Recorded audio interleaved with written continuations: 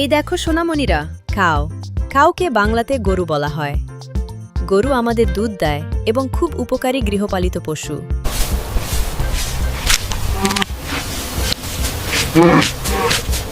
এই দেখো বাচ্চারা, বাফলো। বাফলোকে বাংলাতে মহিষ বলা হয়। মহিষ গরুর মতোই দুধ দেয় এবং খুব শক্তিশালী।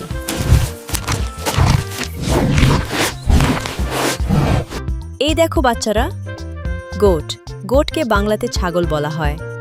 ছাগল ছোট আকারে গৃহপালিত পশু এবং দুধ ও মাংস দেয়।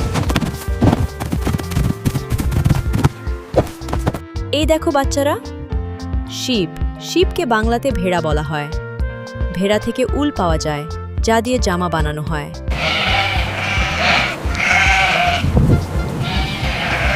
এই দেখো বাচ্চারা, ডগ। ডগকে বাংলাতে কুকুর বলা হয়। কুকুর খুব বিশ্বস্ত প্রাণী এবং বাড়ি পাহারা দেয়।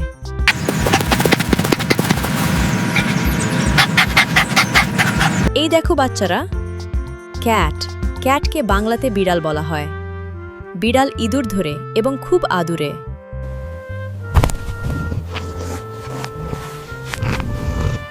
এই দেখো বাচ্চারা, হর্স। হর্সকে বাংলাতে ঘোড়া বলা হয়। ঘোড়া খুব দ্রুত দৌড়াতে পারে এবং ভার বহন করে।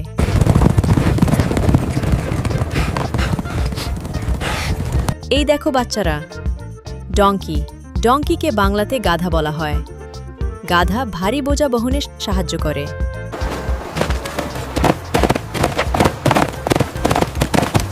এই দেখো বাচ্চারা, ক্যামেল। ক্যামেলকে বাংলাতে উট বলা হয়। উট মরুভূমিতে চলতে পারে এবং অনেক দিন পানি ছাড়া থাকতে পারে। এই দেখো বাচ্চারা, র্যাবিট।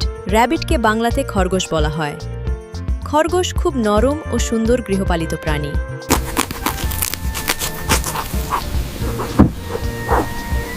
এই দেখো বাচ্চারা, হেন।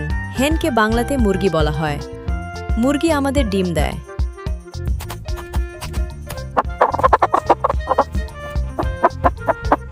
এই দেখো বাচ্চারা, রুস্টার।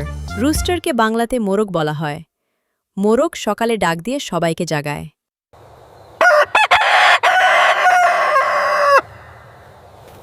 এই দেখো বাচ্চারা, ডাক।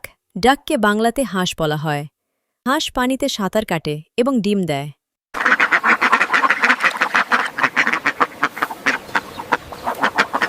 এই দেখো বাচ্চারা, গুস। গুসকে বাংলাতে বক হাঁস বলা হয়। এরা দলবদ্ধভাবে থাকে এবং পাহারা দিতেও সাহায্য করে। এই দেখো বাচ্চারা, পিজন। পিজনকে বাংলাতে কবুতর বলা হয়। কবুতর শান্ত স্বভাবের পাখি এবং বাড়ির আশেপাশে থাকে।